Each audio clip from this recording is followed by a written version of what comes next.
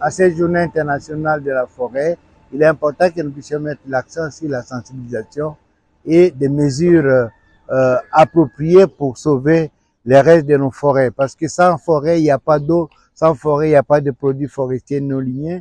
Et sans forêt, nous sommes en train de suffoquer faute de séquestration de carbone. Nous sommes ici au village 12 femmes. Nous sommes sur la route numéro 1 dans la province du Kwango. Alors, on doit interdire, on doit sensibiliser contre la carbonisation, mais quelle alternative? Il y a autant de projets, de pyrènes. Qu'est-ce qu'ils font pour pouvoir atteindre, pour pouvoir pousser les populations à faire autre chose que la carbonisation? J'ai parlé tout à l'heure de la politique d'atelier, de réunions. Il ne se passe pas une semaine à Kinshasa sans qu'il y ait des ateliers sur ces questions-là. Mais pendant ce temps, la forêt est en train de disparaître. La preuve, vous voyez derrière nous, mais tous les villages ici, mais aussi l'ensemble des villages, depuis qu'on a quitté Kikwit, c'est l'exploitation du charbon de bois, le makala, qui est en vogue et ça menace dangereusement la forêt. Tous ces makala atterrissent où à Kinshasa. Pourquoi? Parce que la population n'a pas accès à l'énergie. Nous avons un pays qui est très riche en énergie renouvelable, que ce soit l'hydroélectricité, éolienne.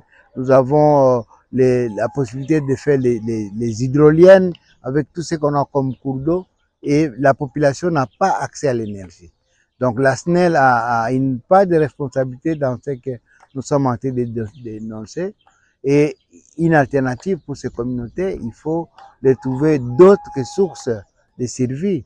On parle des PIRED, nous avons vu des PACAT, c'est vrai, un peu partout, mais on ne voit pas là où il y a même un semblant d'agroforesterie, où on doit pousser les gens à produire sur ces savanes qui sont totalement dégradées. Il y a des techniques qui sont connues, qui peuvent être utilisées pour que les populations puissent faire de l'agriculture et qui puissent vendre non seulement la braise comme on le voit, mais on pouvait voir du maïs, on pouvait voir du manioc, produit derrière les villages.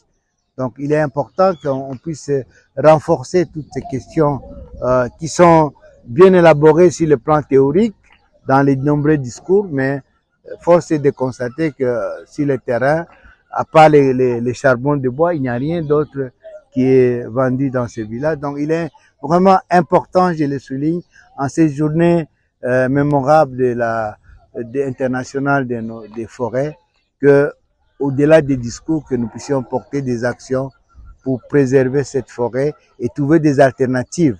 J'ai parlé de l'énergie, mais aussi de l'agriculture. Ça peut être d'autres activités pour générer des recettes et des ressources pour cette communauté.